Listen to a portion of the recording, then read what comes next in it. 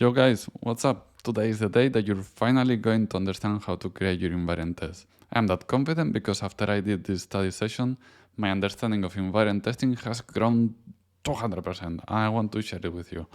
The deal for this video is the following. I've got a guest that you love that will explain what invariant testing is about and how to define invariants.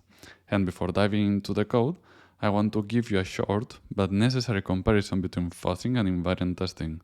Right after, we'll jump to write the test for an automated market maker contract. And guys, this is the outcome that you don't want to miss. All those are invariant tests that I created from a simple AMM contract, okay? So stay tuned because we'll go through those. Alright, the Foundry code is here for you guys. Enjoy it. Invariant testing in smart contracts is about repeatedly trying out different combinations of actions to make sure the contract always follows its core rules, even in unusual or unexpected situations. It's like playing a complex card game where you shuffle and deal the cards randomly and then play them in random order. Each card represents a command or action in a smart contract. After playing each card or performing each action, you check some basic rules to make sure the game still makes sense. In Foundry's context, consider each run of a test as a separate session of a card game, with each session comprising multiple rounds, or calls. During each session, the game is played multiple times, and different strategies, or test scenarios, are employed in each round. The aim is to explore various outcomes and ensure that the rules, or invariants, of the game are always upheld, regardless of the strategies used. Thank you, my man. So, okay, let's go through the difference between invariant and fuzz testing. Invariant testing is about ensuring internal consistency and adherence to predefined logical conditions, while fuzz testing is about assessing how software handles unexpected and potentially invalid external inputs with a strong emphasis on identifying security issues and vulnerabilities. So let's go through some points: objective and focus, methodology, and nature of testing. Let's start with focus and objective. So on the invariant testing side, we have the primary objective is to ensure that certain conditions or invariants always hold true throughout the execution of a program, regardless of the program state or the inputs it receives. On fuzz testing, it aims to uncover vulnerabilities and ensure robustness by feeding invalid, unexpected, or random data as inputs. On the methodology side, let's see what's the difference. On invariant testing, it involves defining specific invariants in the software and then repeatedly checking these invariants at runtime to ensure they are always true. Then on fuzz testing, it employs the generation of random or pseudo-random data, that's the so-called fuzz, which is then used as input to the system. And the third comparison is in the nature of testing. On invariant testing side, we have that it's deterministic in nature, as it relies on specific predefined conditions that must always be met. But fuzz testing, it's non-deterministic and more exploratory, since it involves generating a wide range of unpredictable inputs to test how the system responds to them, particularly focusing on edge cases and unexpected scenarios. Let's see now how to define invariants, shall we? When identifying invariants, it's essential to consider the contract's fundamental purpose, how its functions interact with each other, and the broader financial or operational logic it embodies. Each function, variable, and event can give insights into what should remain constant, what conditions must be met, and what the contract aims to achieve or maintain at all times. This understanding then guides the creation of invariants for testing and ensuring the contract's reliability and correctness. Learning invariant testing might get complicated, and defining those invariants from an existing code is tricky, so we are going to implement a simple AMM-based contract and, before testing it, we are going to see which are its invariants and how to define them to prepare for testing them. Well, I don't want to take the credit, so mainly Blokarl is going to show you in a comprehensive way how to create the tests introducing all relevant features of invariant testing. All yours, boss. Alright, let's start the fun part. As you know, automated market makers are a crucial component of DeFi, And while each AMM can have its unique mechanism and features, there are several general invariants that typically apply across different AMM implementations. Here is our simple AMM contract that we will use for the sole purpose of learning about invariant testing. So taking a look, we can see that there are mainly 4 functions here. The add liquidity one, remove liquidity, swap token A for token B, and get swap amount. Okay, now it's time to start defining the invariants for our simple AMM contracts. So let's see where and how can we extract those invariants. So we will be defining, let's say in plain English, what the invariant is about. And of course, we will be implementing it. So first the definition, then the implementation. And well, as you can see, I'm going to leave here in the left side the main contract. And on the right, we will be analyzing them and so on, okay? So the first one is the constant product invariant. And in this case, after any operation, adding or removing liquidity or swapping tokens, the product of reserve token A and reserve token B should remain equal to constant product. What's the purpose of this invariant is to ensure that the AMM maintains its defining characteristic of a constant product market maker. And as you can see, here is the implementation in Foundry, where we define the variables and we are adding the assertion right there. Alright, next is the reserve non-negativity invariant. Here the reserve token A and reserve token B should never become negative. This ensures the contract does not end up in a state where it owes more tokens than it holds. And there's a clear purpose here is to verify that these operations do not result in negative reserves, which would be physically and financially infeasible. Here we can see the implementation with Foundry, and by now you probably have already noticed that Invariant Test is not about having too much logic in it. It's mainly to assert that those invariants are met. So that's why the main code in those tests is the assertions. Let's go now with the third invariant, swap rate fairness. The rate at which tokens are swapped, or what we get with the getSwappedAmount function, should always be fair according to the current reserves. This means after a swap, the product of the reserves adjusted for any fees, if applicable, should stay the same or very close to the constant product. And the purpose of this invariant is to ensure that the rate at which tokens are swapped is fair and consistent with the constant product formula. And in the implementation with Foundry that we have here, remember to define an appropriate tolerance, and then we get the assertion of after checking if the product is close to the constant. Okay, things are getting interesting here, because at this stage I have written a handler contract to be able to add restrictions to my test.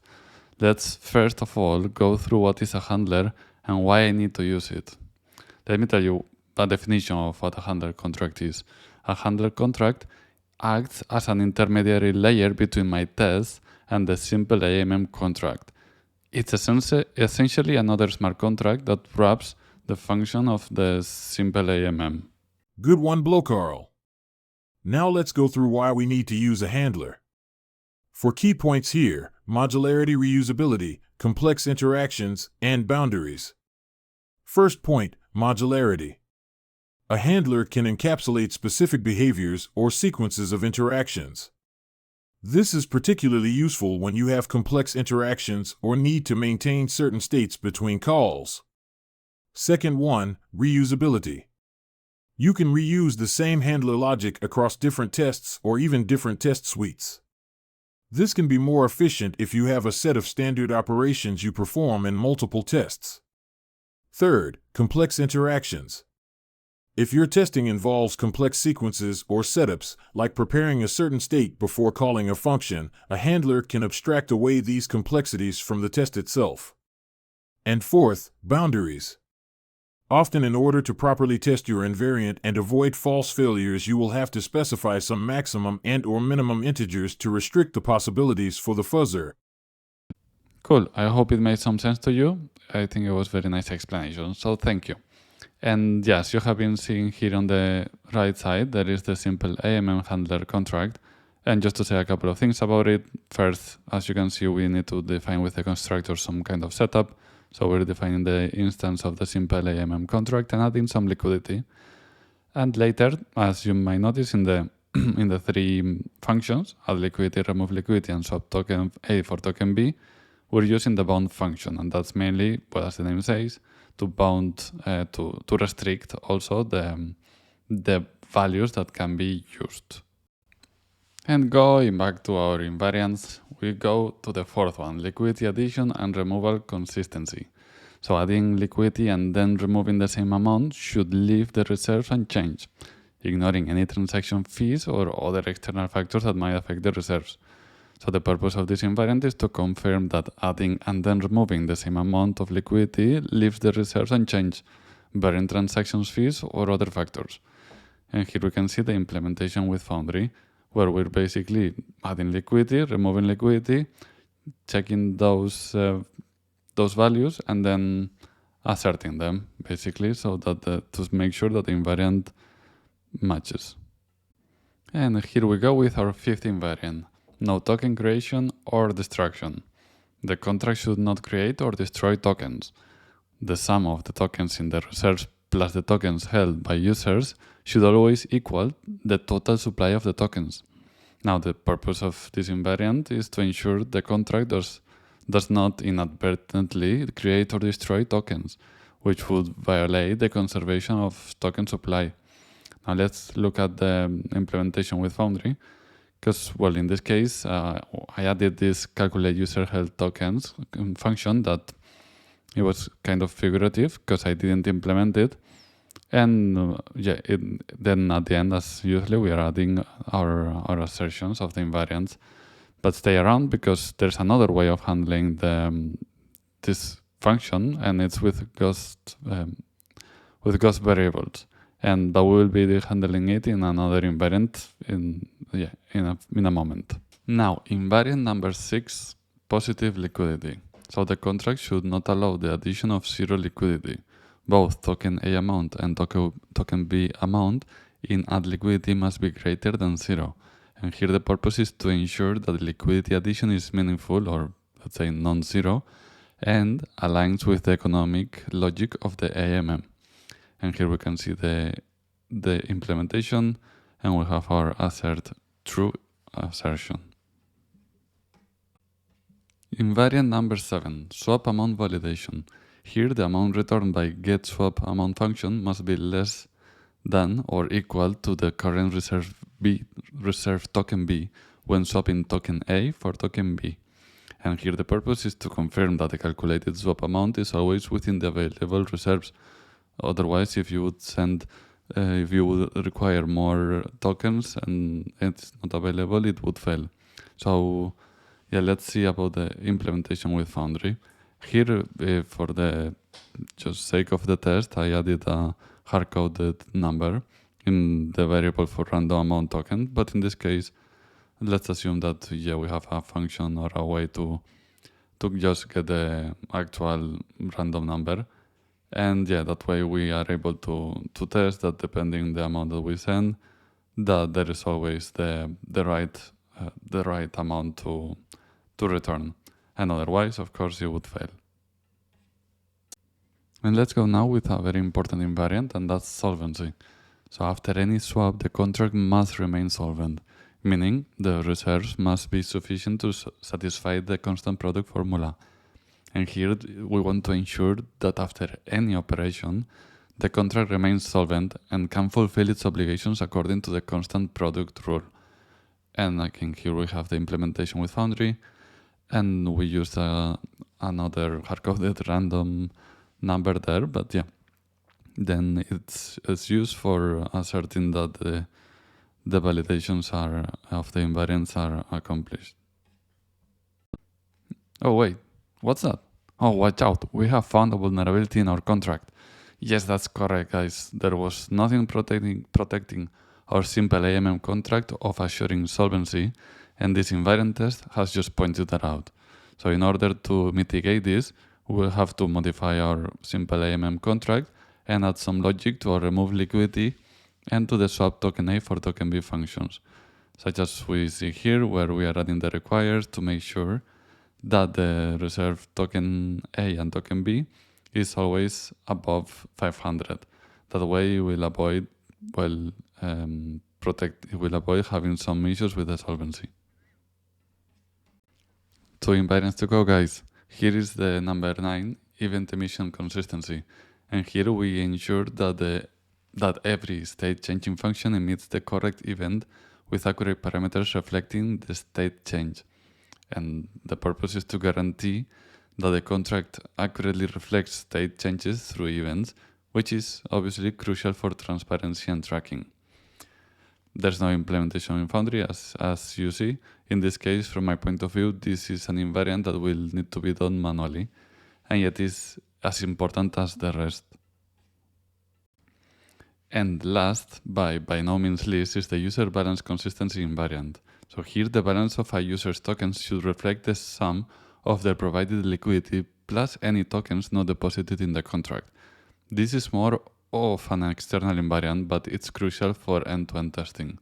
And here the purpose is to ensure that the contract's operations correctly reflect on the overall token balances of users, maintaining the integrity of users' holding. Now, why don't you see here the implementation? Well, spoiler alert, a new cool fuzzing concept is coming. So we can agree that it would be complicated or maybe not even possible to simulate such a scenario to control the flow of added, removed, and sub tokens.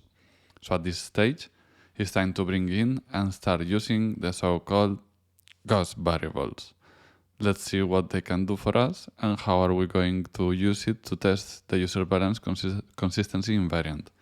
So first of all, ghost variables are essentially state variables that are used only for testing purposes.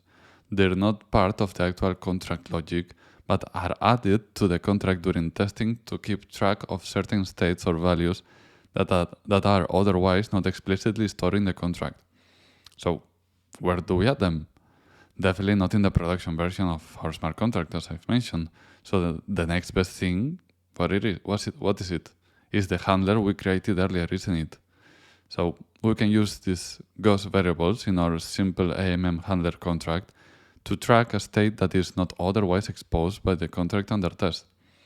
And here you can see now how our contract looks after adding the ghost variables. Keep an eye on the ghost expected balance token A and token B variables that are defining here state variables in this mapping. And as you will see, we are, first of all, in the constructor adding instantiating them with 500. But then for every time the user will use any of the functions, as we can see in add liquidity is going to deduct from that amount for the message sender or add in when removing liquidity or when swapping. It's depending on the token, it's removing and then adding it. Also, we will need a way to retrieve the list of users' addresses. So in this case, we will need to add the state variable user addresses and the functions below at the end of our handler. As you can see, we have the function get user addresses, add user address function, that's internal one, and then we have to check if an address is already in the list with the address exists function. Okay, that's good. We have that handler done. So let's use now the ghost variables in our test to track user balances and liquidity provided over time. The idea here is to assert that the expected token balances, so the tracked by the ghost variables in the handler, always match the actual token balance of the users. So here is our test. And as you can see, we're using the ghost balances, and those are the ones that we are going to use to see if the expected and the actual balance is as expected. Alright, so this is it, guys. So as I mentioned earlier, this was something that I did for myself to improve my invariant testing skills. And as you can see, I have gone through the invariant test on my VS Code. And yeah, at the end, I have run the eight of our invariant tests, because one of them I didn't have the function implemented, and the other one is the one for the events. And here is the result. Just wanted to show it that they all pass. And yet this is very, very successful work, guys. So now you should be ready to take this idea and start applying it in your smart contracts or on those audits you're participating in, because it's going to be extremely useful. I'm sure it will help you to find some vulnerabilities. Alright guys, thanks for watching. If you liked it, consider subscribing and hitting the like button. And remember, stay tuned, stay innovative, and most importantly, stay connected. See you next time.